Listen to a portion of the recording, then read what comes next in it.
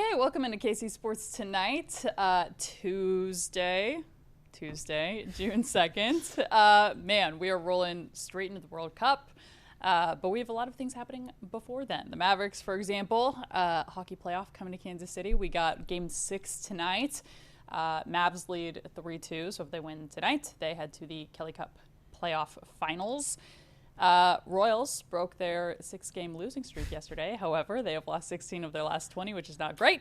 But we're going to start with the big news of the day, which is KU getting their Super Regionals schedule for the weekend against Oklahoma.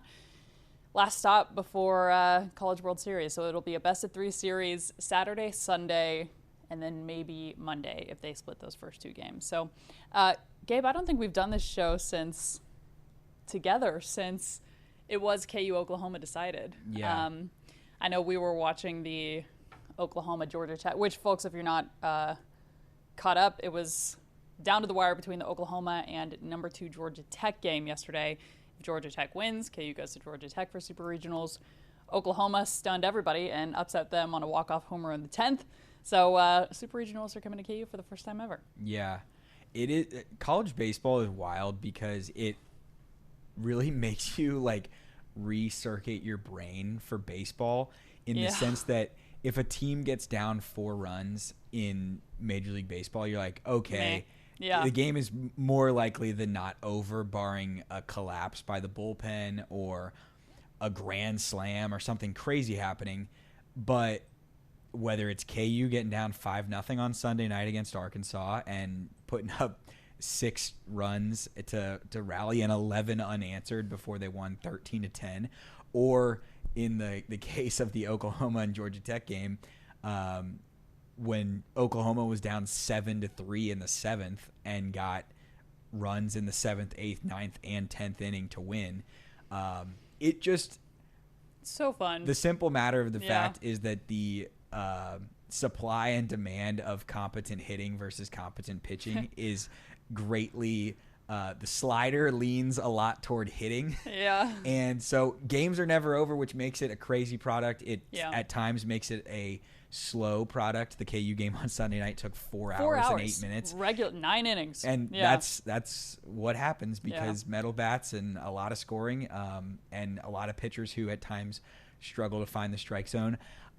That's why I am someone who battles between really enjoying college baseball at times and really being frustrated by the like throw some strikes, guys. But it's awesome, and I think it has taken Lawrence by storm, certainly at a time where the normal power of KU athletics maybe hasn't been at the same level as we're used to.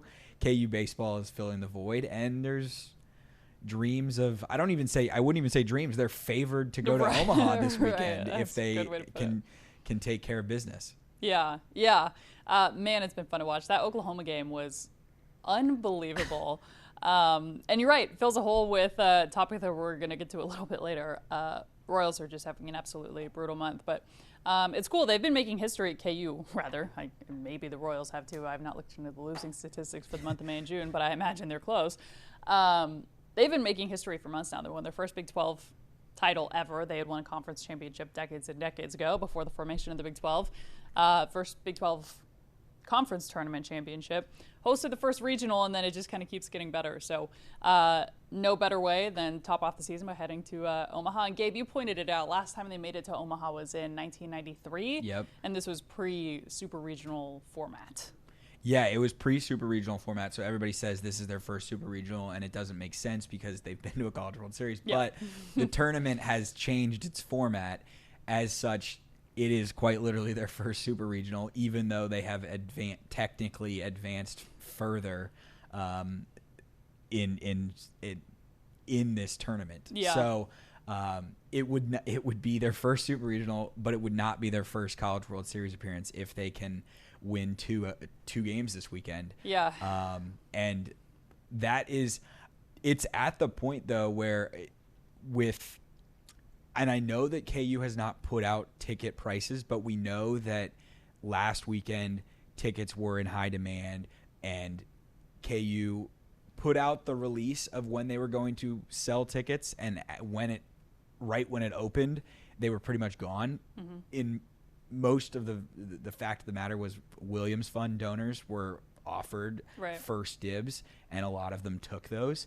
And this is a ballpark, to be clear, that fits tops 4,000 people. It fits 2,500 people, and they expanded with the new backyard and things with bring your own lawn chairs to fit 4,000. Yeah. So the demand for KU baseball is super high, and I think that if they can, we'll see what the ticket prices end up being this weekend once they're released and officially out there, and what the secondary market is. But I would think that, and I think there was a lot of worry last weekend that Arkansas fans were going to come up here and take over, and KU fans did a good job of, if they resold to people who wanted to be there to root on the Jayhawks. So if they can get through this weekend, I will be fascinated to see what the KU turnout in Omaha would be. Yeah, 3-hour drive up the road. And it's not a far drive.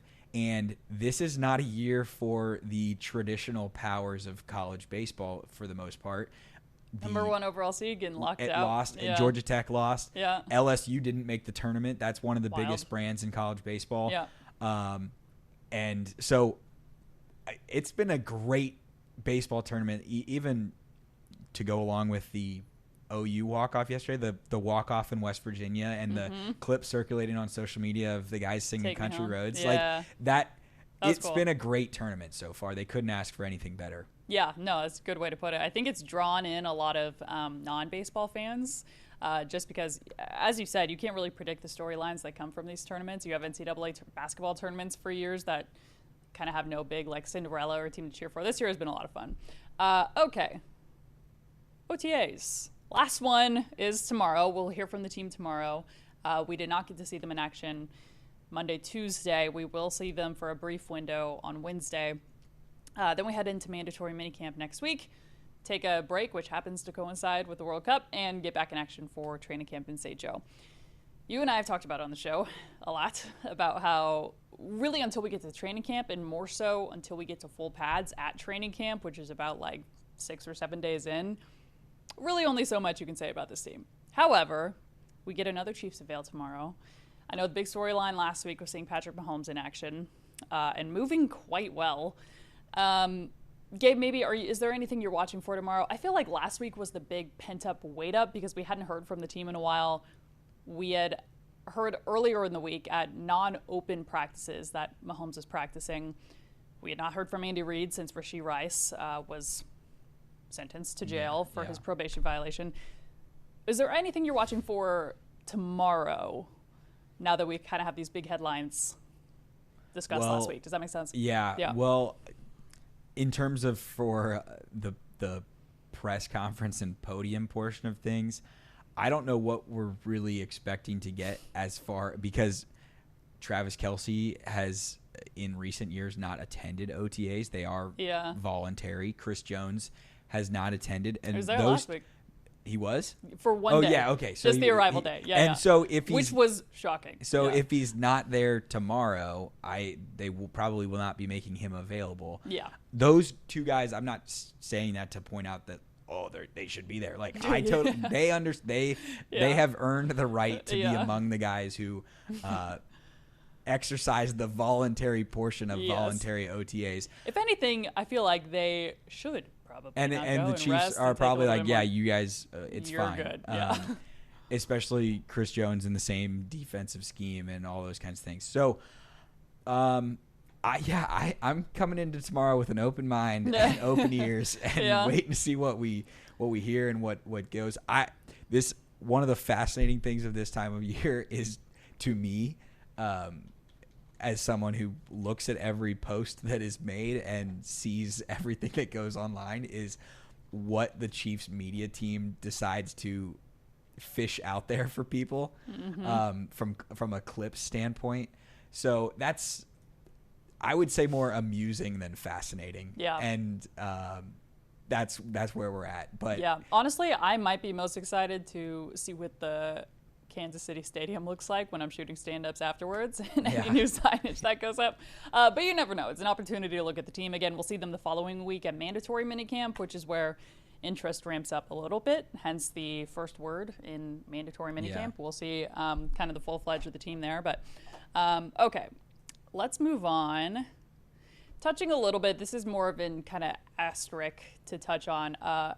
Argentina holding an open media practice tomorrow, so we will see, presumably, we know Lionel Messi is in town, and the rest of that team. Gabe, I know you've been working on covering, like, the initial Messi Mania we've had here in Kansas City, which has been him landing here, him getting on a bus here. It's been very limited, but what have you seen so far out of Kansas City's reaction to that? I think I'm glad that no one was hurt by the storms on Sunday Isn't night, that but it's unbelievable? very Kansas City that he and the 2 a.m. Argentinian national team shows up in Kansas City, and the first thing they experience is a tornado warning. In the middle of the night. We were having this discussion in the newsroom earlier about going out to the hotel and being there to maybe catch a glimpse. I am not someone who would find myself in the category of I need to go maybe catch a glimpse of someone. Right. So I can't say I'm interested in that, but I find it fascinating that there are people who are willing to do that. I think it speaks to the magnitude of this tournament and the care that people have. And I'm glad the phenomenon that he's around Messi. Yeah, and I that don't he's think one we've of been the able to most really famous people in the world. Yeah, and I mean, he came to Kansas City twice in recent years. I think there was the 2024 match at Arrowhead, and then there was the CONCACAF match at Children's Mercy Park, now Sporting Park. And we've gotten a little taste of that, but man, it's been fun. And the excitement around even we'll post, we get some access to like the team arriving and those kind of things. And everything is blowing up on social media. It's people crazy. are just so excited. Anything you can get Messi right now, people are all over, which is pretty cool. There was always the worry of like, will he be on the roster at this age, or does the injury of him going off in the Inter Miami match a couple weeks ago? That was terrifying. Yeah. Will it impact him? If everything comes up Kansas City and there actually is a Portugal against Argentina elimination match later in this tournament, and it's at Arrowhead, which it is very possible if those two teams do what would be expected of, or could be expected of them, then I think that the sports commission in town is going to be fist pumping for weeks and weeks and weeks. I mean, it's bigger than I've told this story before, but I was at I'll tell two stories. One, I was at the World Cup draw in December, and I've talked about how they kind of have these little, after the draw happens, they have these little gaggles where you can choose, okay, the Algeria players and coaches are going to come out over here, or the Curacao players and coaches are going to come out over here. And at that point, we had a pretty good idea that Argentina was going to come to Kansas City. I think they're Group J, right? Yeah. So we knew we were going to get 3 out of the 4 teams in Group J. And so we figured, okay, we have a very good chance of getting Argentina. And I was standing by the group of reporters, and I will never forget, I asked a couple players and their head coach what they thought, what do you know about Kansas City? And they kept saying caldo, which, do you speak any Spanish, Gabe? I don't. I took Spanish in college. I do not speak my Spanish. My retention has not been very solid. I heard cold. I thought they were saying cold. And I'm like, cold? Well, that means hot in Spanish. Yeah, and I'm like, do they know? They're coming to Kansas City in June and July. So anyway, that was my language blunder of that one. But the second one is that I've told this story that some of the reporters asked me if I covered a World Cup before. I said I hadn't, but I'd covered 2 Super Bowls. And they were like, yeah, you have no idea what's coming. Like, one of these matches is going to be bigger than a Super Bowl, and you have 6 of them, and they're in 6 weeks. And so if it's Ronaldo Messi for the finale, that will be... I don't think we can wrap our heads around how big it'll be. Those tickets will not be cheap at all. Yeah. We think KU baseball tickets this weekend are going to be expensive, I'll tell you what. Okay, whoops, skipped one. Streak is over. Royals last night, finally, getting back in the win column. They had lost 6 straight for their second 6-game losing streak in the month of May. They're 1-0 in June. I'm trying to find the They've silver won linings on the first game. day of the month every month of this year, April, May, and June. Really? Okay. Yeah, I saw Nick Capel put that out from the Royals. They're one of Great. 2 teams in the MLB. So if they could just play like every day is a new month, Right. it's really a good mentality, you know? Like It's been working so we're far. turning the page of the next day. Let's play better. But let's do that every day instead of every month. Yeah, it's been painful, I think is one way to describe it. I don't know if this is a universal experience or if it was just me, but I think I really kind of not lost hope, but was like, whoa, what is going on? After the Yankees 15-1 loss where they had 24 hits and 6 home runs, that to me was like I would say it came before that for me. Really? Because the Red Sox have been awful this year, Yeah. and you let the Red Sox come into Kansas City and sweep you before the Yankees showed up. Yeah. So that was more frustrating in my mind in terms of if you were going to, you knew that you don't play well against the Yankees, and the 9-game homestand was going to hinge on playing well against Boston and Seattle, and you were unable to do so. Or unable to do so against Boston in particular. You won 2 out of 3 against Seattle, but the road woes of this team are honestly like unbelievable. Like it doesn't make sense how bad they've been on the road. This weekend, the Saturday night, Lucas Erceg, 5 hitters, 5 hits to blow a save was tough. That's tough. Yeah. And like you when have to Rex laugh because it Hudler hurts. is not, when he has been beaten down by the losses, you've really had a tough An eternally stretch. positive guy. Yes. Yeah. And you can hear it when he's going through things like the Vinny Pasquantino RBI single last night. Just to hear the broadcast booth be like, "Oh my goodness!" Like it happened, and they've been waiting for that to happen for so long. If you can take positives from last night, Jack Caglione hit a home run against a lefty. Isaac Collins grand slam. Yeah, the first inning to get off to that start, there was a great start. So we'll take what we can get. Is the story of that. We'll see. Back in action tonight against the Reds again. Be a while before they come back home, but we have plenty of other sports to talk about. We'll round out with enjoy Bobby Witt Jr. He's still having an MVP-like season. Yeah. There's a silver lining to end that conversation on. Okay, last thing, Mavs tonight. We got the Kansas City Mavericks taking on the Fort Wayne Comets. That series is 3-2 right now. Game 6 is tonight, best of 7. So you win tonight, you're on to the Kelly Cup Finals.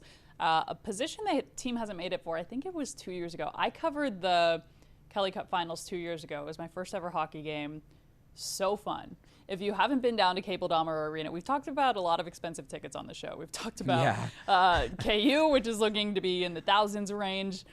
We talked about Ronaldo, Messi. If you want to enjoy a really fun postseason environment, if you've never been to a hockey game before, man, I would recommend getting down to Cable Dahmer Arena, 7:05 puck drop.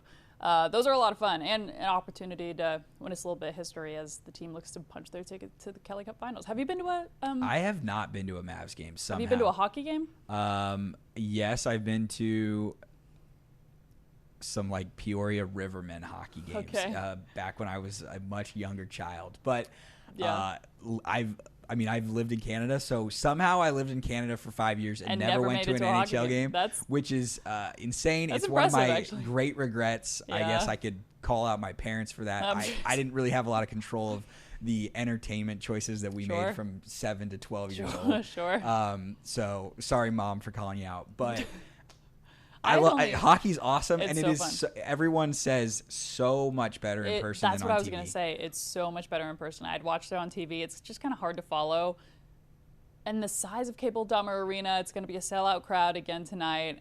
Prior to that, actually, the only hockey arena I had been to was a college basketball game I played in at Denver.